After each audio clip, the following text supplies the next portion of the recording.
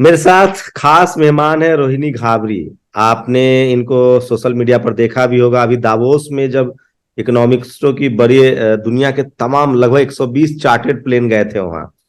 दुनिया भर अच्छा। के फाइनेंस मिनिस्टर, पॉलिटिकल डेलीगेट्स और बिजनेस कॉर्पोरेट वहां जमा थे। रोहिणी भी उसमें शामिल हुई थी। और रोहिणी सचमुच भारत को रिप्रेजेंट करती हैं एक महिला के जी। तौर पे। और अगर भारत के लिहाज से बात करें तो एक ऐसे परिवार से हैं। आप कल्पना कीजिए कि ये कॉन्स्टिट्यूशन नहीं होता, ये संविधान नहीं होता, सावित्रीबाई फूले नहीं होती, तो शायद रोहिणी नहीं होती। रोहिणी एक गरीब परिवार से हैं और उन्होंने अपने दम पर 1 करोड़ का स्कॉलरशिप जीता है ना आपने। जी। और अब आप पीएचडी कर रही हैं। जी। अ, अ, आप बताइए ये सफर कैसे शुरू हुआ रोहिणी, भारत से और सीधे स्विट्जरलैंड। देखिए, मेरा सफर ऑफ कोर्स बहुत इंटरेस्टिंग है, क्योंकि एक प्रॉपर वाल्मीकि बस्ती से में रहने वाली लड़की, जिस माहौल में जहां पर आज भी 80% लड़कियों की शादी 20 से 21 साल की उम्र में करा दी जाती है। एजुकेशन को लेकर कोई अवेयरनेस नहीं है। जहां पर हमारा जो एक विजन होता है, जहां पर हम देखते हैं कि क्या हमारे आसपास का माहौल है, उसी तरह से हमारा डेवलपमेंट स्टार्टिंग से होने लगता है। जब एक बच्ची मतलब एक सुबह 5-6 बजे से उठकर अगर हम ये देख रहे हैं कि हमारे समाज की महिलाएं झाड़ू लेकर जा रही है, तो वो एक चीज दिमाग में फीड होना स्टार्ट हो जाती है कि ये हमारी जिंदगी है, यही हमारे लोगों का है। वहां पर हमने कुछ ऐसा देखा नहीं। तो एक रियल मोटिवेशन तो वहीं से आया कि नहीं, मुझे ये नहीं करना है, मुझे कुछ और करना है लाइफ में, मैं ये नहीं करूंगी। इवन मेरी मम्मी खुद सफाई कर्मी है, बीमा हॉस्पिटल है इंदौर में, वहां पर। तो मम्मी का ऐसा था शुरू से कि जो डॉक्टर्स के और नर्स के बच्चे जिस स्कूल में पढ़ते हैं, तो 1993 मेरा बॉर्न है। तो मम्मी ने वहीं पर सोच लिया था कि मैं जब भी अपनी बेटी होगी और मैं अपनी बेटी को फर्स्ट स्कूल जो करवाऊंगी वो वहीं कराऊंगी जहां पर डॉक्टर्स के और नर्स के बच्चे पढ़ते हैं। तो उन्होंने मेरा एडमिशन क्रिश्चियन एमिनेंट में कराया, जो कि इंदौर का नंबर 1 इंग्लिश मीडियम स्कूल हुआ करता था उस वक्त। वहां पर एडमिशन बहुत टफ था, फीस बहुत ज्यादा थी। उस वक्त मेरी मम्मी की सैलरी शायद 700 रुपए थी, और वहां की फीस उस वक्त थी 400 समथिंग। तो 700 की कमाई में 400 की फीस भरना, तो वो भी एक डिफिकल्ट है कि कैसे सरवाइव करना। फैमिली, हम लोग 4 भाई बहन हैं। मेरी 2 और बहनें हैं छोटी, जो अभी एक डेंटिस्ट है, और एक थर्ड सिस्टर मेरी एलएलबी कर रही है, उसका भी कंप्लीशन चल रहा है। भाई मेरा आईआईटी की प्रिपरेशन कर रहा है। तो ये मेरा फैमिली बैकग्राउंड है। तो वहां से फिर इस तरह की चीजें ये स्टार्ट हुई, एक फिर एक मैंने। एक एक मिनट रोहिणी। अ, दो, एक बहन डेंटिस्ट है, एक भाई आईआईटी की तैयारी कर रही है, रोहिणी जिनेवा में है, पीएचडी कर रही है, और एक बहन एलएलबी कंप्लीट कर रही है अभी उसका। एलएलबी कंप्लीट कर रही है। और हाँ। आपकी मम्मी कितनी पढ़ी लिखी थी? मेरी मम्मी 8th पास है। और वो सरकारी नौकरी मिल गई थी उनकी सफाई कर्मचारी की है, या उसमें भी वो एडहॉक पे थी? मीन्स? जो सफाई कर्मचारी का जो जॉब है वो प्राइवेटाइज कर दिया गया है, तो वो भी एडहॉक पे हैं या उनको सरकारी नौकरी थी सफाई नहीं कर्मचारी नहीं, के तौर पे? मम्मी को स्टार्टिंग से उस टाइम पे उतना ज्यादा नहीं था, तो सरकारी नौकरी मम्मी की स्टार्टिंग से परमानेंट है। तो एक ही नौकरी में मेरे पिताजी वैसे तो शुरू से कांग्रेस पार्टी से जुड़े हैं, लेकिन साथ ही साथ एक सोशल वर्कर है। तो उतना ज्यादा इनकम सोर्स अगर हम देखा जाए तो सिर्फ मम्मी का एक परमानेंट और फिक्स इनकम सोर्स रहा है फैमिली में। तो एक मैं नौकरी मैं में ये चारों समझना बच्चे। चाह रहा था कि अगर आपके मन में डेडिकेशन हो और हम्म। आपके किसी एक फैमिली मेंबर ने तय कर लिया हो कि बच्चों को पढ़ाना है, तो मुश्किलें तो जी। आएंगी लेकिन आप कर सकती हैं। मैं ये समझने की कोशिश कर रहा था। बिल्कुल कर सकते हैं, कुछ भी नामुमकिन नहीं है। ये हमारे ऊपर, ये हमारी एबिलिटी है। देखो, किसी का भी हम कैलिबर इस चीज से जज नहीं कर सकते हैं कि वो किस जगह से आया है। आज आप, मैंने कई बार इवन मैंने ट्विटर पे लिखा भी कि आज मेरी पर्सनैलिटी को देखकर या मुझे देखकर या मेरे बात करने का तरीका या मेरी एजुकेशन को देखकर कोई जज भी नहीं कर सकता कि मैं एक सफाई कर्मी की बेटी हूँ, और एक वो गरीब परिवार में जहां पर एक कमरे का घर हुआ करता था। हमारा जो एक जर्नी वहां से स्टार्ट हुई है, मुझे तो याद भी है बहुत अच्छे से, क्योंकि घर की बड़ी बेटी हूँ। तो मैंने तो मम्मी पापा की हर परिस्थिति को मैंने बहुत अच्छे से देखा है कि एक कमरे के घर में किस तरीके से एक बिस्तर पे हम लोगों को वो लाइन से सुलाते थे, क्या हमने उस तरह से बारिश आती थी तो क्या हम गरीबी देखी है। तो वो सब कुछ तो हम, मुझे लगता है कि हम बहुजन समाज के बच्चों को किसी भी मोटिवेशनल स्पीकर को सुनने की जरूरत ही नहीं। हमारी खुद की परिस्थिति ही हमारा सबसे बड़ा मोटिवेशन है। हमें और कहीं जाने की जरूरत नहीं कि हम इन्हें सुनेंगे या ये। और फिर उसके साथ ही साथ हमारा जो स्टडी रूम हुआ, फिर हमने घर बनाया पापा ने 2000 में। उसके बाद तो पापा ने सबसे पहला चित्र या फोटो लगाया अगर हमारे एजुकेशन के लिए की स्टडी में, तो वो अंबेडकर जी का लगाया था, और वो भी पढ़ते हुए जब वो लंदन में पढ़ाई कर रहे थे।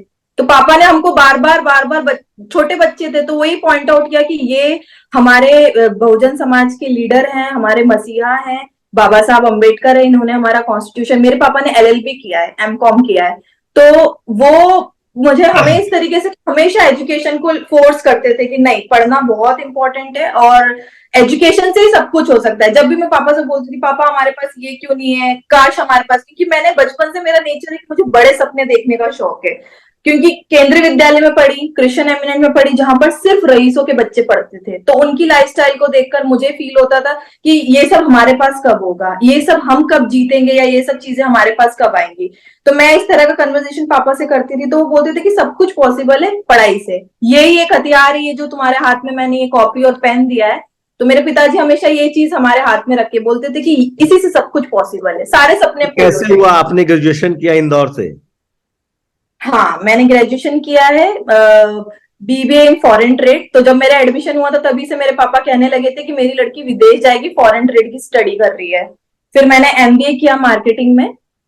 फिर ड्यूरिंग एमबीए फिर मुझे स्कॉलरशिप के बारे में पता चला, मेरे पापा ने एक न्यूज एड आया था दैनिक भास्कर में, उस टाइम पे वो लोग एक 4th-5th पेज पर एक छोटा सा एड वो लोग प्रिंट करते हैं, आज भी यही है। इसका मैंने कई बार बोला भी है सरकार को कि एक तरफ तो आप हमें दे रहे हो लड्डू की हाँ स्कॉलरशिप है, और दूसरी तरफ उस चीज को इतना हाइड रख। गवर्नमेंट स्कॉलरशिप मिली है आपको? जी, मुझे मध्य प्रदेश सरकार से मिली है स्कॉलरशिप। क्या है ये प्रोसेस, क्या है प्रोसेस, कम से कम पता तो चले देश को, दुनिया को। हाँ, देखिए प्रोसेस ये है कि हर साल मध्य प्रदेश गवर्नमेंट, और नेशनल ओवरसीज स्कॉलरशिप भी है इसकी, जो केंद्रीय सरकार देती है। मैं दोनों ही स्कॉलरशिप का बहुत अच्छे से डिस्क्राइब करूंगी, जो हमारे स्टूडेंट्स अगर सुन रहे हैं तो वो आगे चलकर ये रिकॉर्ड होगा तो स्टेप बाय स्टेप तो उन्हें हेल्प होगी उसके लिए। तो ये एमपीएससी डेवलपमेंट एक वेबसाइट है, उस पर सभी तरह की जो एससी कम्युनिटी की योजनाएं हैं उसमें है। एसटी के लिए एसटी डेवलपमेंट, ओबीसी के लिए ओबीसी डेवलपमेंट, इवन ये जनरल के लिए भी स्कॉलरशिप है। लोग बोलते हैं ना कि सिर्फ स्कॉलरशिप एससी एसटी को दी जाती, जनरल को नहीं, जनरल के लिए भी है, बट वही एक अवेयरनेस नहीं है या पता नहीं है इस तरीके से। तो ये स्कॉलरशिप तो 50 बच्चों को हर साल विदेश भेजने का नियम है इस स्कॉलरशिप में, 50 एससी के, 50 एसटी के, 50 ओबीसी के, ये फिक्स है कि 150 स्टूडेंट्स हर साल हमारे मध्य प्रदेश से जा सकते हैं, और साथ ही साथ 125 वहां से जा सकते हैं नेशनल ओवरसीज से। लेकिन बच्चों को पता नहीं है इसका क्राइटेरिया इन्होंने बहुत टफ रखा है। क्राइटेरिया ये है कि पेरेंट्स की इनकम बिलो 6 लाख होनी चाहिए, आप जो भी करते हैं। अब बिलो 6 लाख वाले जो पेरेंट्स हैं वो अपने बच्चों को अभी उतना अच्छा एजुकेशन नहीं देते हैं कि टॉप लेवल के स्कूल्स में या इंग्लिश मीडियम में स्टडी की है, या उनके जो ग्रेड्स वगैरह हैं वो 70-80% अबव है।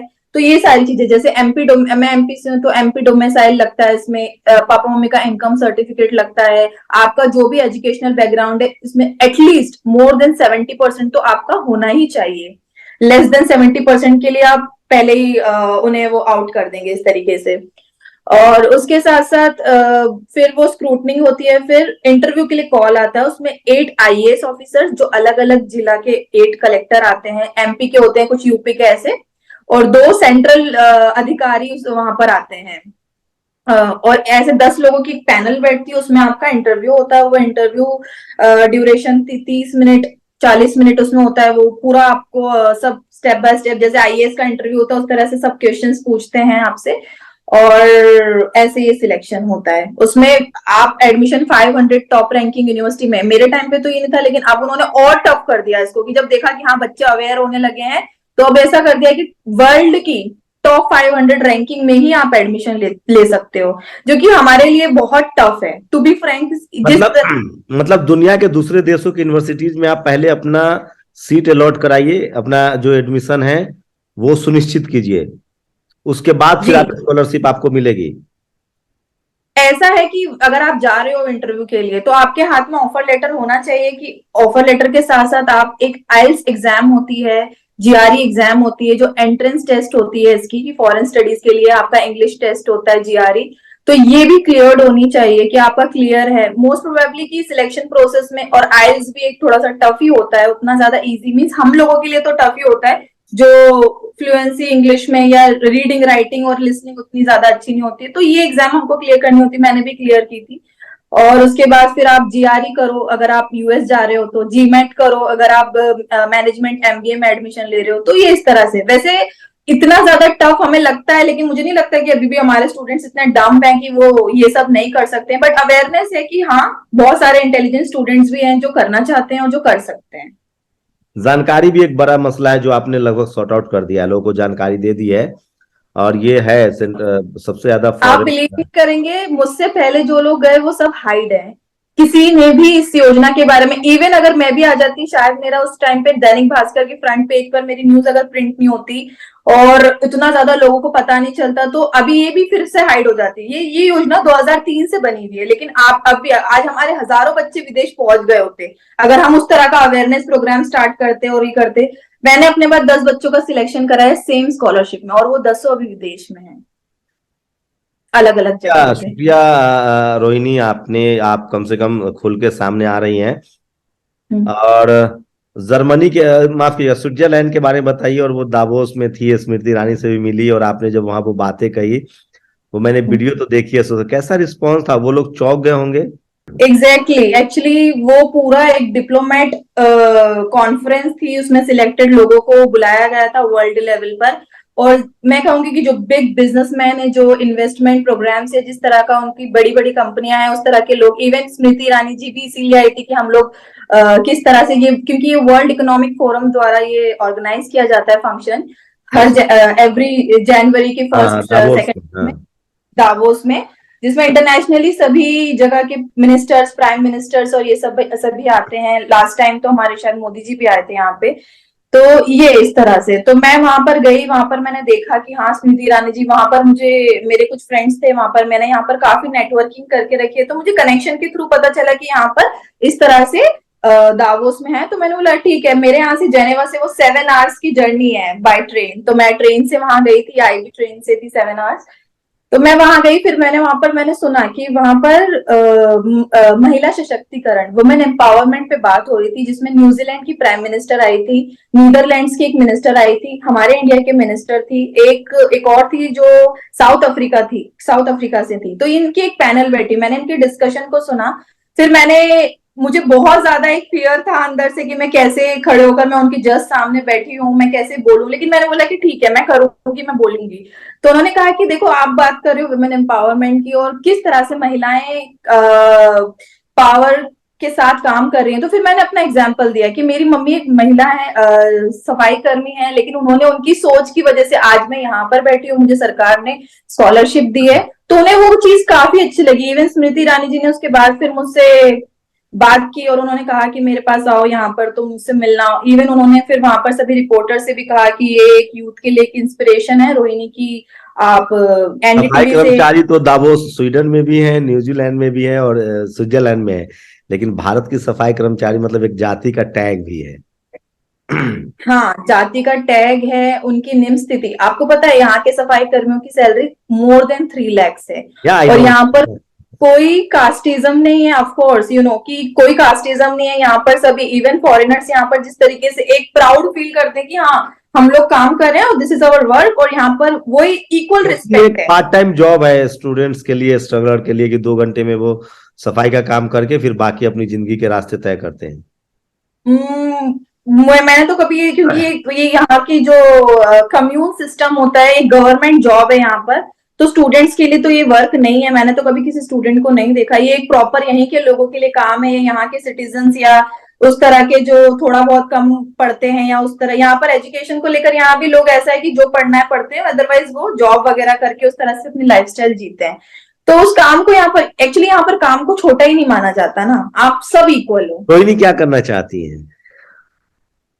मैं क्या करना चाहती हूँ, बहुत अच्छा क्वेश्चन है। अभी तो मैं अपनी पीएचडी पे फोकस कर रही हूँ, होपफुली इस साल मेरी पीएचडी कंप्लीट हो जाएगी। फिर मैं 2-3 साल एटलीस्ट यहाँ पर जॉब करना चाहती हूँ, यही रहना चाहती हूँ, क्योंकि मुझे यहाँ का एक्सपीरियंस, यहाँ का लाइफस्टाइल, यहाँ की चीजें जो चीजें मैं यहाँ पर सीख रही हूँ डे बाय डे, आप बिलीव नहीं करोगे 2 साल पहले वाली रोहिणी से अगर आप मिलते, जो इंडिया में थी, इंदौर में थी, वो बहुत शाय नेचर, एक फियर। 26 ईयर्स मेरे अपनी एज की घर में बिताए अपने पेरेंट्स के साथ, कभी बाहर पढ़ने नहीं गई, इंदौर से बाहर ही नहीं गई, इंदौर से दिल्ली अकेले नहीं गई, और फर्स्ट मेरी फ्लाइट थी इंटरनेशनल डायरेक्ट स्विट्जरलैंड। तो वो स्टार्टिंग में मेरे लिए काफी हार्ड रहा कि फैमिली गर्ल जो परिवार के साथ रहने वाली, वो एकदम एक आइसोलेशन में रहती है। मेरा 3 BHK का अपार्टमेंट है यहाँ पर, और मैं अकेली रहती हूँ, अकेले खाना है, अकेले बनाना है, अकेले रहना है। तो वो चीजें थोड़ी सी एक होम सिकनेस होती है आपको कि कोई नहीं है आपके आसपास, यहाँ पर फैमिली नहीं है, पेरेंट्स नहीं है। तो वो चीजें हैं कि ठीक है। आपने जो लिख रखा अम्बेडकराइट और ये सब, तो मतलब ये शुरू में था या कभी मन में आया होगा कि अब मैं एब्रोड आ गई हूँ? एक इंफीरियरिटी कॉम्प्लेक्स भी होता है तो कहीं, क्योंकि आप जैसे ही एक परसेप्शन बन गया, if you talk about the Ambedkar, Phule, Periyar, Savitri Bai, people will guess your caste if you are Indian. क्योंकि जाति तो यूरोप में भी है, क्योंकि वहां भी जो भारत के लोग हैं वो जाति सूटकेस में लेकर जाते हैं। तो पूछ देते, जो वहां के लोग नहीं पूछेंगे, लेकिन जो आपके भारतीय मूल के लोग हैं वो पूछ देंगे, you are from which caste, you belongs to which caste. तो ये कभी 2 साल का भी समय हो गया, कुछ ऐसा अनुभव हुआ? क्योंकि मेरे बहुत सारे टू एनआरआई बी फ्रैंक, हाँ, एनआरआई दोस्त मैं बताते हैं यहाँ कि पर, कास्ट कास्ट जो है लेके लोग घूमते रहते हैं, जो भारत से जाते हैं वहां। जी जी, नहीं, अगर मैं अपना रियल लाइफ एक्सपीरियंस बताऊंगी तो मैं यहाँ पर जेनेवा में हूँ, यहाँ पर यूएन है, यहाँ पर इंडियन मिशन है, यहाँ पर ILO है, जितने भी हेडक्वार्टर्स टॉप लेवल के, जितने भी वर्ल्ड इंटेलेक्चुअल फोरम और सभी, तो यहाँ पर जितने भी बुद्धिजीवी, कहा जाता है कि जेनेवा में सबसे ज्यादा माइंडेड पीपल रहते हैं, क्योंकि वही लोग आते हैं, डिप्लोमेट्स वगैरह। इवन मेरे कनेक्शन भी काफी अच्छे हैं, मैं एम्बेसडर सर के साथ काफी बार मिल चुकी हूँ, उनके घर जा चुकी हूँ, ऑफिस जा चुकी हूँ। यहाँ के मैंने कभी इस चीज को फील नहीं किया। इवन मैं प्राउडली ये चीज बताती हूँ, मेरा स्टार्टिंग से, इवन मैं इंडिया में भी कॉलेज में थी, मुझे ऐसा लगता था कि ये क्या मैंने पाप किया है क्या इस मतलब जाति में पैदा कर। भारत के किसी नागरिक ने आपसे कोई जाति पूछी वहां नहीं, विदेश में? ऐसे नहीं, ऐसे कभी नहीं हुआ। आप हो खुद सकता है ही कि, बता देती हैं, खुद ही बता देती हैं, तो पूछने का कोई मौका ही नहीं मिलता है। मुझे लगता है कि मेरी फेसबुक से वो नॉर्मली लोग जैसे ही बात करते हैं तो वो फेसबुक पे दिख जाता है कि हाँ ठीक है, मैंने जय भीम स्टार्टिंग में ही अपने बायो में लिख के रखा है, और अपने आप ट्विटर पे। आप आप आप भारत की पॉलिटिक्स को भी फॉलो करती हैं, BS मायावती जी को, चंद्रशेखर को, इवन तमाम, तो आप पॉलिटिकली भी काफी रिच हैं आप। जैसे कहा जाता हाँ, है क्योंकि खूब मुझे लगता पढ़ना है है कि तो एटलीस्ट राजनीति से इन, जी, यहाँ के एक परसेप्शन है कि खूब पढ़ना है तो राजनीति से दूर रहो, सोशल एकमेंडेशन आपकी नहीं होनी चाहिए, लेकिन आप पॉलिटिकली बहुत रिच है। क्योंकि मुझे लगता है कि वो लोग क्या काम कर रहे हैं एटलीस्ट हम देखें कि क्या वो अवेयरनेस कर रहे हैं। और टू बी फ्रैंक, मैं तो बहुजन पॉलिटिक्स से उतनी ज्यादा सेटिस्फाई नहीं हूँ, अगर आप मेरा पर्सनल व्यू समझे तो। मतलब अगर आप किसी की भी बात करो, मैं किसी भी, क्योंकि मुझे तो लगता है कि सभी लीडर्स हमारे हैं, फिर वो मायावती जी हो, आकाश, क्योंकि जब हमारे, मेरा ही पर्सनल व्यू है कि हमारे नेता हमारे हित के लिए एक मंच पर नहीं आ सकते, एक दूसरे के ट्वीट लाइक नहीं करते, एक दूसरे के काम को लेकर बात नहीं करते, तो ये अपने अपने वजूद की लड़ाई लड़ रहे हैं या समाज की लड़ाई लड़ रहे हैं? पूरा का पूरा एक डिस्प्यूट फैला रखा है कि 50% इधर है, 50%, तो मुझे नहीं लगता कि ये बहुत ज्यादा, हम अपने घर में ही लड़ रहे हैं तो हम बाहर कैसे फाइट करेंगे? ये हमारे घर की लड़ाई है जो पूरी बहुजनों की है। तो मुझे ये पर्सनली लगता है कि ज्यादा अभी उतना ज्यादा तो ये नहीं कर पाएंगे। अब बात करते हैं, हम प्रधानमंत्री बनाएंगे अपना, आप बताइए कैसे बनेगा मैं किसी प्रधानमंत्री? भविष्य के पॉलिटिशियन से बात कर रहा हूँ। हो सकता है, हु नोज, हो सकता है, पॉसिबल है, क्यों नहीं। क्या मैसेज देंगे लोगों को, जो दुनिया भर में लोग जो रोहिणी घाबरी को देखेंगे नेशनल दस्तक पे, क्या जी, कहेंगे यूथ को कि पहला फर्स्ट प्रायोरिटी इज एजुकेशन और मेक ए कैरियर? देखो, मैं हमेशा, मैंने ट्विटर पे भी लिखा है कि 18 से 25 साल के बच्चे जो है हमारे समाज के युवा, उनकी पहली प्राथमिकता होनी चाहिए कि अपना वजूद, अपना पैसा और अपनी जिंदगी कैसे बनाए, सब चीजों से दूर रहकर क्या करना है। मैंने 18 से 25 साल की उम्र तक मैंने कुछ भी नहीं देखा था, मैं जानती भी नहीं थी कि कौन क्या लीडर है, क्या है। आज हमारे यहाँ देखो ना आप, 18 साल के लड़के को झंडा लेकर वो जिंदाबाद के नारे लगाते हैं, गाड़ियों के पीछे भागते हैं। क्या इससे हमारा समाज कभी आगे बनेगा? क्या कोई लीडर कभी मना करता है अपनी रैलियों में आने के लिए कि भाई मेरे समाज के युवा जो स्कूल में जाते हैं, जो 18 से 25 साल के हैं, वो अपने करियर पे फोकस करो, मेरी रैलियों में आकर टाइम वेस्ट मत करो? क्या कभी कोई नेता बोलता है ये? तो मैं ये बात बोलती हूँ अपने युवाओं को कि भाई कोई भी नेता, हर कोई चाहता है कि मेरे पीछे हजारों की तादाद हो, तो तुम हमेशा, क्या कभी किसी कलेक्टर, इंजीनियर, पीएचडी स्कॉलर या लॉयर को कभी किसी नेता के पीछे जाते देखा है? नहीं। तो क्या वो कंट्रीब्यूट नहीं कर रहे हैं? आप पहले अपना वजूद तो बनाइए, आप अपने आप को, आपकी फैमिली की लाइफ तो स्टेबल कीजिए, और आप अपने सपनों को तो पूरा कीजिए, उसके बाद आप कंट्रीब्यूट कीजिए चीजों में, और कोशिश कीजिए कि जो भी आप बनना चाहते हैं, ये मैं अपना पर्सनल एक्सपीरियंस बताना चाहती हूँ कि जो भी आप XYZ, आप इंजीनियर बनना चाहते हैं, आप डॉक्टर बनना चाहते हैं, उस तरह के लोगों के साथ बैठना शुरू कर दो। ऑटोमेटिक आपको एक वो वाइब्स आएगी। और आप, तो मैं ये बोलती हूँ अपने युवाओं को, मैं काफी खुल के, आपने तो मेरा ट्विटर की भी, पहले भी मैंने आपकी वीडियो, मुझे एक लड़के ने इंस्टाग्राम पे भेजा कि दीदी शंभू जी ने आपके लिए बहुत अच्छा बोला, तो फिर उन्होंने मुझे लिंक सेंड किया, आपने तो मुझे बताया भी नहीं था तो उन्होंने मुझे बताया कि इस तरह से वो क्लिप है, फिर मैंने देखी वो। तो देखिए, ये चीजें बहुत ज्यादा, आप सब अपने अपने पर्सनल लेवल पर अगर अपने हित के बारे में सोचेंगे तो फिर समाज का भला तो नहीं हो सकता। कैसे होगा समाज का भला? सबसे पहली चीज तो कि अपनी अपनी लड़ाई ना लड़ते हुए समाज की लड़ाई, और मुझे ऐसा लगता है कि कनेक्शन बिल्ड करना आना चाहिए। देखिए, मैंने स्टडी की है, मैंने बीजेपी की जो पूरी जर्नी है उस पर मैंने स्टडी की है, मैंने कांग्रेस की जर्नी पे स्टडी की है कि किस तरह से इन लोगों ने, कैसे आज हमारे घर घर संपर्क ही नहीं है, सिर्फ और सिर्फ राजनीतिक तौर पर मंच पे जाकर बाबा साहब की जीवनी बताना या काशीराम साहब के संघर्ष को बताना है, क्या इससे हम लोगों का चेंज आएगा क्या हमारी लाइफ में? हम लोग कोई कंट्रीब्यूट, आपको पता है कितने तरह की योजनाएं हैं हमारे देश में, हमारे खुद के मध्य प्रदेश में। देखो, सेल्फ हेल्प ग्रुप चलते हैं जिसमें हम महिलाओं को 2 लाख का लोन दिलाकर उनके कुछ भी बिजनेस स्टार्ट करा सकते हैं। एजुकेशन के लिए मैं बताती हूँ स्टूडेंट्स को कि क्या, यूपीएससी के लिए 100 बच्चों को हर साल मध्य प्रदेश सरकार दिल्ली भेजती है पढ़ने के लिए, जिसमें टॉप 5 जो कोचिंग्स हैं हमारी, वाजीराम, दृष्टि, आईएएस, और उसमें उसका पूरा खर्चा सरकार उठाती है। ये पता ही नहीं है बच्चों को, तो ये अवेयरनेस कौन फैलाएगा? सबसे पहले तो हमको इस पे, आप, मुझे ऐसा लगता है कि हम एक पूरी फौज तैयार कर सकते हैं इससे आने वाले समय में, इसी तरह से। मेरी कोशिश होगी कि मैं एक शो तो जरूर करूं वीकेंड में, कि जो योजनाएं हैं खासकर ऑपरेट सोसाइटी के लिए, SC ST OBC माइनॉरिटी के लिए, उसके बारे में बताऊं इस देश को, इस स्टूडेंट्स को, इस नहीं, मैंने ना 2 दिन पहले ही इस चीज को फील किया। इवन मैं अब ट्वीट पे ना, अपने ट्विटर पे अब मैं ये स्टार्ट करने वाली हूँ, हर दिन 2 योजनाओं के बारे में बताऊंगी, पूरी उसकी लिंक मैं एक डिस्क्रिप्शन। राय जानना चाहता हूँ। योजनाएं तो हम लोग भी बहुत जानते हैं, लेकिन सोचिए इस पर क्या किया जाए। जो पहले दिन से ब्रेकर जो उत्पन्न किए जाते हैं, कॉलेज यूनिवर्सिटी में आपके नंबर नहीं दिए जाते, इंटरव्यू में नंबर नहीं दिए जाते, जो ये ब्रॉड स्कॉलरशिप है, ये योजना बहुत पहले से है।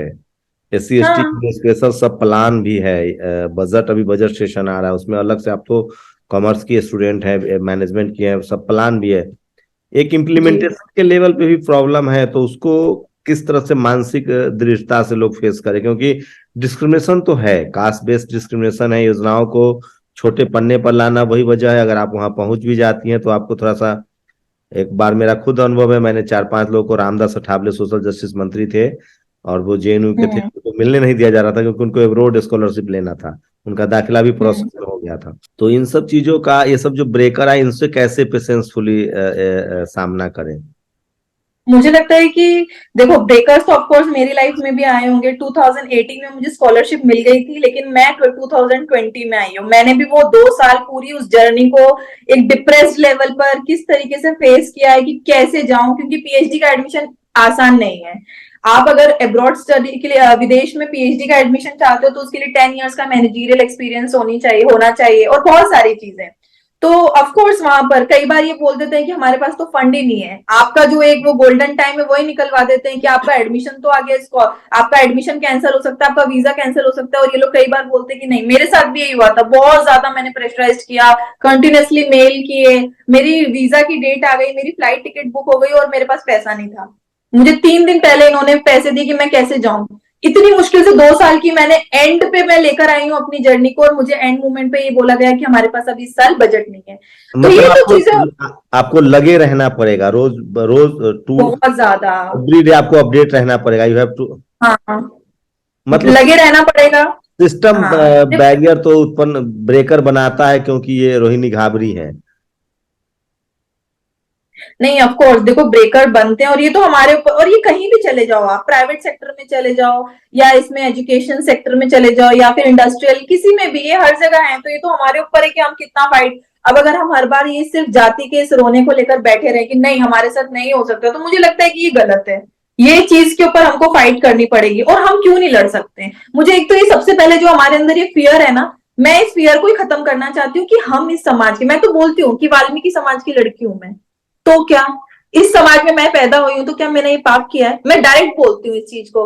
और इवन मैंने तो अधिकारियों से या सबसे फाइट की है कि हाँ मैं प्राउड करती हूँ अपनी समाज में। मैंने 2 दिन 4 दिन पहले इस पे ट्वीट भी लिखा था कि भाई उस जाति में हम पैदा हुए हमारी गलती नहीं, लेकिन उस जाति का सम्मान बढ़ाना हमारे हाथ में है, तो हम ऐसे ही ये बढ़ाएंगे। भी लिखा कि इंदौर अगर भारत का सबसे साफ शहर है तो इसका हम्म। क्रेडिट आपको उस शहर के सफाई कर्मचारियों को देनी चाहिए। मैंने देखा है रात को 3 बजे से लेकर दिन में 3-3 बजे तक ऐसे रोड ना धुलवाते हैं उनसे, तब जाकर तो इंदौर नंबर 1 पे आया है ना। कैसे महिलाएं सब कुछ छोड़ देती हैं, अपने बच्चे कहाँ जा रहे हैं, पढ़ रहे हैं नहीं पढ़ रहे हैं, क्या हो रहा है, और वो मुश्किल से बस 5-6 हजार की उस लागत में, क्योंकि उनको ये धमकी दी जाती बार बार कि अगर तुमने ये नहीं किया तो निकाल दिए जाएंगे। अब महिलाएं डरती हैं गरीब परिवार की कि हम कैसे सर्वाइव करेंगे। तो मैंने उनको 12-12 15-15 घंटे एकदम घिसते हुए काम करते अपनी आंखों से देखा। मैं मॉर्निंग वॉक की आदत है, सुबह 5 बजे उठ के मैं जाती हूँ पार्क में, तो मैंने वो सब चीज अपनी आंखों से, तो मुझे वो दर्द होता है कि क्या है, बिल्कुल जानवरों की तरह व्यवहार होता है हमारे समाज के साथ। इवन मैंने इस चीज के लिए आईएलओ में भी अपनी एक फाइल लगा के रखी है। मैंने आईएलओ के 3 ऑफिसर, आप जानते होंगे आईएलओ के बारे में, इंटरनेशनल लेबर ऑर्गेनाइजेशन, जो मैनुअल स्केवेंजर्स पे काम करता है, जिसमें बेजवाड़ा विल्सन जी, इवन मुझे चंद्रशेखर ने भी एक अठावले जी की रिपोर्ट भेजी थी यहाँ पर, 30 पेजेस की रिपोर्ट है वो, मैंने यहाँ पर पेश की है, जिसमें संसद में ये मुद्दा उठा था कि मैनुअल स्केवेंजिंग पे लोग मरते नहीं है, हमारे उतने ज्यादा रेशियो नहीं है, जिसमें ऐसा है कि हर दिन हमारे कम से कम 150 लोग तो मर ही रहे हैं मैनुअल स्केवेंजर्स जो हैं। और आईएलओ में मैंने यहाँ पर मीटिंग की, कुछ मीटिंग्स की, उसमें मैंने बात की, लेकिन मैंने कुछ इंडियन ऑफिसर से बात की तो उन्होंने सबसे पहले हाथ उठे कि नहीं हम लोग सरकार के ऊपर क्वेश्चन नहीं उठा सकते, क्योंकि ऑलरेडी वो ऑफिसर्स हैं यहाँ पे। लेकिन फिर मैंने यहाँ पर कुछ फॉरेन डिप्लोमेट से बात करने की कोशिश की कि मैं आपको एक डार्क रियलिटी बताना चाहती हूँ, सरकार जो पेश कर रही है वो रिपोर्ट है ही नहीं हमारी, क्योंकि मैं यही हूँ, मेरे क्या घर से सरकार 5 क्या रिपोर्ट दे रही कि जो जो सफाई कर्मचारी उनकी मौत नहीं होती है? ना के बराबर होती है। इसमें अठावले जी ने अपना पूरा सेशन किया, मेरे पास पूरा एक रिटर्न में फाइल है, मुझे चंद्रशेखर जी ने भेजी थी वो पीडीएफ, तो मैंने उसको रीड आउट की है कि किस तरीके से उसमें सिर्फ उन्होंने बताया कि सर शायद पूरे 5 साल में उन्होंने शायद 300-400 लोगों की मौत का एक वो ब्यौरा दिया, सिर्फ उन्होंने अपने जो कार्यकाल में। तो वो मुझे बहुत शॉकिंग लगा, लेकिन आप खुद जानते हैं कि कितना ज्यादा, तो मैं इनको यहाँ पर एक रियलिटी बताना। लेकिन फिर मुझे कई लोगों ने प्रेशराइज किया कि तुम अभी ये सब कम मत करो, तुम डायरेक्ट सरकार के ऊपर अटैक मत करो या ये लिखना बंद करो, लेकिन मैं सीरियसली कंट्रीब्यूट तो करना देश चाहती के हूँ। लिए अच्छा है, सरकार के लिए अच्छा है, समस्याओं को बताना, तभी तो उसका ट्रीटमेंट होगा। Bijwada Wilson exactly. उसके लिए काम कर रहे हैं, उनको मैक्सेस से मिल चुका है। हाँ हाँ, मेरी उनसे भी बात हुई, उन्होंने भी कहा है कि हम लोग इस पे प्रॉपर वर्क करेंगे। क्योंकि आप बताइए ना कि मैं अपना सौभाग्य समझती हूँ कि मैं उस समाज की लड़की यहाँ आकर बैठी हूँ, वो भी जेनेवा में, और वो भी आईएलओ के इतनी पास। तो मेरा फर्ज बनता है कि अपनी समाज के लिए मैं यहाँ पर काम करूँ, और अगर मैं अपने इस 2-3 साल में भी ये काम नहीं कर पाई, क्योंकि कहाँ कहाँ आते, या तो डिप्लोमेट बन के आएंगे हमारे लोग जो काम नहीं कर पाएंगे, या फिर एक आप समझ रहे हो हमारे लिए कितना टफ है यहाँ पर आकर काम करना या उस तरीके से। तो हम्म। मैं हर दिन उस बारे में सोच के कि हाँ हमको एक रिजल्ट तो लेकर आना है अपने लिए, जो भी हम कंट्रीब्यूट कर सकते हैं। और क्या है फ्यूचर प्लान? फ्यूचर प्लान यही है, अभी पीएचडी करना है, यहाँ रुकना है 3-4 साल, अभी जॉब वगैरह करनी है यहाँ पर, अपने आप को प्रोफेशनली और ज्यादा बूस्ट करना है, अपनी खुद की पर्सनैलिटी और फाइनेंशियल स्टेबिलिटी चाहिए, क्योंकि एक गर्ल के लिए, आई एम 29 years old, तो एक स्टेबिलिटी चाहिए फाइनेंशियल, कुछ प्लान है कि हाँ ये सब चीजें मैं अपनी इस एज में ये कर लूं। मेरे लिए ऑफ कोर्स, मैं जब 2 साल पहले यहाँ पर आई थी, जो लड़की प्रॉपर फैमिली में रहती यहाँ आती है, पार्ट टाइम से ही मैंने 2-3 लाख रुपए अर्न करना स्टार्ट कर दिए थे, तो एक वो खुशी होती है कि हाँ हम लोग तो सब कुछ कर सकते हैं, कहाँ हम लोग 5-5 10-10 हजार के लिए। तो 1 करोड़ के स्कॉलरशिप के बाद भी पार्ट टाइम जॉब कर रही है रोहिणी? तो मैं क्या, हाँ एक्चुअली क्यों ना करूं मैं, क्योंकि देखो 1 करोड़ की स्कॉलरशिप है, लेकिन वो फीस पे कर देते हैं, लिविंग एक्सपेंस एक एक्यूरेट अमाउंट है वो जो पे करते हैं, लेकिन फिर भी यहाँ पर एक टाइम होता है कि हाँ हम 3-4 घंटे कम काम कर सकते हैं, तो क्यों ना करें। अब जब मौका मिला है तो क्या करेंगे। और ये और ट्विटर फिर यहाँ पर पर आया कि ये सब बताना है दुनिया को, नहीं तो हम लोग जान ही नहीं क्या, रहे। ट्विटर पर कब आने का आइडिया आया? पहले शुरू में थोड़ा सा आदमी इनसिक्योर होता है कि चलो हम अपना काम निकाल ले, ये सब बात नहीं बोलना है, सोसाइटी की बात, देश की देखो, बात। ट्विटर का अगर आप क्रेडिट पूछे तो मैं नाम के साथ बताऊंगी कि वन ऑफ माय फ्रेंड, उसका नाम कनिष्क सिंह है, उसने मुझे बोला कि रोहिणी तुम इंस्टाग्राम पे लिखती हो या तुम, वो मेरे विचार, मेरा काफी अच्छा दोस्त है तो सुनता, उसने बोला ट्विटर पे भी लिखना शुरू करो। तो उस तरह से फिर मैंने ट्विटर पे, अभी मैं मुश्किल से शायद 4-5 महीने पहले से मैंने प्रॉपर अपने कोट्स वगैरह या ये लिखने, उसके पहले मैं नहीं थी इतनी एक्टिव, तो वो लिखना शुरू किए। तो अब मुझे लगने, फिर लोगों का रिस्पॉन्स अच्छा आया कि नहीं, क्योंकि एक सेल्फ वर्ड, मुझे लगता है कि अभी हम ना सिर्फ महापुरुषों के विचार पढ़ते हैं। आज हमारे नेता कितने विचार अपने लिखते हैं, आप बताइए कौन से नेता के आप विचार पढ़ना पसंद करते हैं? हम आने वाली जनरेशन को क्या विचार पढ़ाएंगे? है आपके पास जवाब? नहीं। आप काशीराम साहब के कोट्स पढ़ते हो, आप बाबा साहब के कोट्स पढ़ते हो, या आप और हमारे स्वामी विवेकानंद या अदर लीडर्स के, लेकिन हमारे लीडर्स के कोट्स कहाँ हैं? कहाँ वो बात करते हैं? करेंगे ही नहीं वो बातें, नहीं है। तो वो चीजें मुझे बड़ी अजीब लगती है कि क्यों, किस तरीके से। अब शायद मेरा जुनून ज्यादा है, तो शायद आप देख रहे हैं कि हो सकता है कि जब मैं भी उस लेवल पर आऊंगी तो कितनी बाउंडेशन फेस करूंगी या क्या करूंगी, तो ये तो नहीं, फ्यूचर आपको डिसाइड करेगा। आपको नहीं महसूस होता है कि जो जो बोल रहे हैं, जो लिख रहे हैं, जो पढ़ रहे हैं, उनके लिए रास्ते आसान हैं, जो डर से चुप हैं उनके लिए रास्ते ज्यादा मुश्किल हैं? ये तो देखो एक पर्सनल व्यू है, मुझे मुझे नहीं पता कि अगर आप हमारे बहुजन नेताओं का पूछ रहे हैं तो मुझे लगता है कि मैं हमेशा ये बोलती हूँ कि ये क्यों नहीं करते हैं ये काम, ये खुल के क्यों नहीं आते, ये क्यों नहीं आते हैं? फिर कहीं से सुनने में आता है कि ये इस दबाव की वजह से यहाँ नहीं बोलेंगे, वहां नहीं बोलेंगे। तो ये दबाव क्यों है हमारे साथ? बाबा साहब के साथ दबाव नहीं थे शायद, इसीलिए उन्होंने इतनी ज्यादा स्ट्रांगली फाइट की। काशीराम साहब के साथ भी नहीं थे शायद, इसलिए। मायावती जी ने भी शुरुआत में की, लेकिन अब पता नहीं वो भी किस तरह से, मैं कुछ क्वेश्चन मार्क नहीं उठाना चाहती हूँ, मैं उनकी बहुत रिस्पेक्ट करती हूँ, मैं अपना आदर्श मानती हूँ कि एक महिला के तौर पर इवन मैं चाहती हूँ कि फ्यूचर में भी वो बहुत अच्छा, उनकी जो जर्नी है, मैं उनकी जर्नी की बहुत रिस्पेक्ट करती हूँ कि उन्होंने एक पूरा समर्पण दिया अपनी समाज के लिए। और पूरी जिंदगी दे देना और कंट्रीब्यूट कर देना हमारे लिए उतना ही काफी है। तो ये बार बार उठाना सवाल, ये गलत है, मुझे लगता है नहीं बोलना चाहिए। स्मृति ईरानी जी से खास स्पेशल मुलाकात हुई? जी बिल्कुल, बैठकर बात हुई, काफी अच्छा, 4 घंटे हम साथ में थे, मैं उनके साथ में रही हूँ। उस कॉन्फ्रेंस के बाद भी वो वहीं पर थी, एक पूरा एक कॉन्फ्रेंस हॉल था वहीं पर, हमने साथ में चाय वगैरह कॉफी वगैरह भी पी, और उन्होंने मुझे बहुत रिस्पेक्ट दी, तो बहुत ज्यादा। इवन वो मुझे एज अ सेलिब्रिटी फील करा रही थी, सबसे इंट्रोडक्शन वो खुद मेरा करा रही थी कि देखो ये लड़की है, क्योंकि उन्हें भी ये लग रहा था कि देखो गवर्नमेंट ने यहाँ पर भेजा है, तो वो फॉरेनर से, इवन उन्होंने न्यूजीलैंड की प्राइम मिनिस्टर से भी कहा कि अगर आप हो यहाँ पर तो इसको। सरकार के लिए तो आप एक बड़ी ब्रांड एम्बेसडर हो सकती हैं, खासकर एक भारतीय के तौर पे और एक शोषित वंचित ऑपरेट सोसाइटी की महिला के तौर पे। हाँ क्यों नहीं, मुझे अगर इस चीज से, अगर मेरे समाज को फायदा हो रहा है तो क्या बुराई है?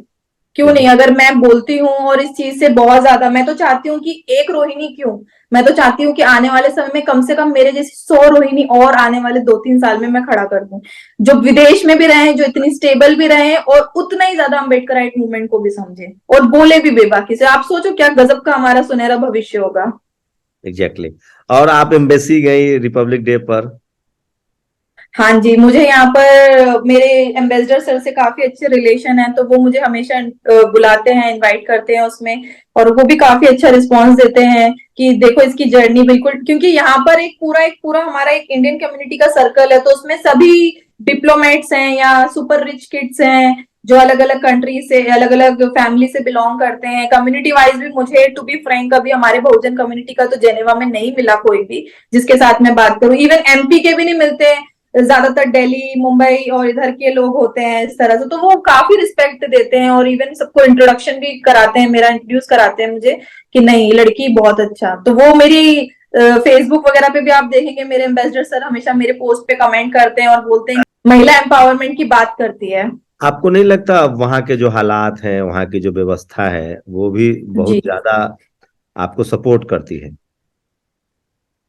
हाँ, मतलब सपोर्ट इन द सेंस कि ऐसा एक सोशल लेवल पर कभी फील नहीं होने देते हैं, लेकिन उस तरह से देखो मॉनेटरी टर्म्स में और अदर टर्म्स में तो कोई भी हेल्प नहीं करता, प्रोफेशनली भी, बट हाँ। जैसे नहीं, जो सिस्टम है, ट्रेवलिंग हो या जो इन्वायरमेंट है, जिस तरह जी भारत में जिस तरह से पेट्रियार्कल सोसाइटी है या कास्टिस्ट सोसाइटी है, उसके मुकाबले यूरोप खुला हुआ है।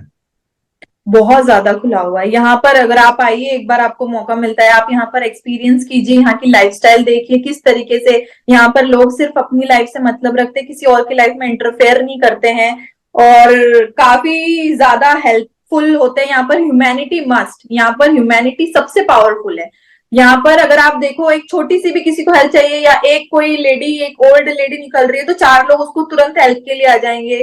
तो वो चीजें मुझे बहुत अच्छी तो लगती है यहाँ की। आपकी क्या राय, भारत एक वैदिक राष्ट्र बने या यूरोप की तरह एक प्रोग्रेसिव राष्ट्र बने ऑफ विज्ञान? Course progressive.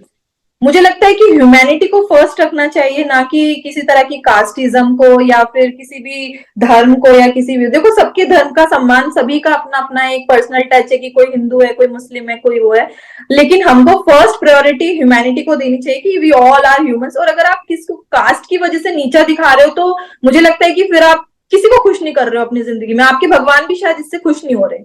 अगर आप किसी इंसान को नीचा दिखा रहे हो, आपको वो चश्मा पहनना चाहिए कि सामने वाला आपको सिर्फ इंसान दिखे, उसका धर्म क्या है, उसका कर्म क्या है, उसका काम क्या है, उससे कोई मतलब नहीं होना चाहिए। ये ह्यूमैनिटी कहती है, और मैं इसमें पर्सनली बिलीव करती हूँ। तो रोहिणी इंटरप्रेन्योरशिप की तरफ भी सोच रही है मैनेजमेंट के बाद? हाँ, मैनेजमेंट के बाद मैं तो रहा है कि हाँ देखिए, जॉब वगैरह यहाँ पर करने के बाद अगर मुझे मौका मिला तो ऑफ कोर्स मैं अपना खुद का बिजनेस स्टार्ट करना चाहती हूँ, कि अगर मैं मुझे मौका मिला तो मैं अपना बिजनेस भी स्टार्ट करूंगी। अपनी चीजें अगर उस तरीके से बनती हैं तो ज्यादा से ज्यादा अपने लोगों को उसमें हायर करना चाहती हूँ। ये मेरा थोड़ा सा एक पर्सनली है कि नहीं, मैं नौकरी दूंगी लोगों को, क्योंकि बाबा साहब भी बोलते थे या तो मालिक मौका बनो या नहीं मिला, शासक। जिनको मौका नहीं, पूरे यूरोप में, पूरे अमेरिका में, एशिया सब कॉन्टिनेंट के डाइवर्सिटी के नाम पर नौकरियां मिलती हैं। हाँ, लेकिन यहाँ पर यूरोप में थोड़ा सा टफ है as compare to other countries. Even Switzerland, number 1 country in the world in monetary terms also, in safety terms, environment, सब कुछ। जब बोलते हैं कि धरती का स्वर्ग है, तो स्वर्ग पे रहने की कीमत तो चुकानी पड़ेगी।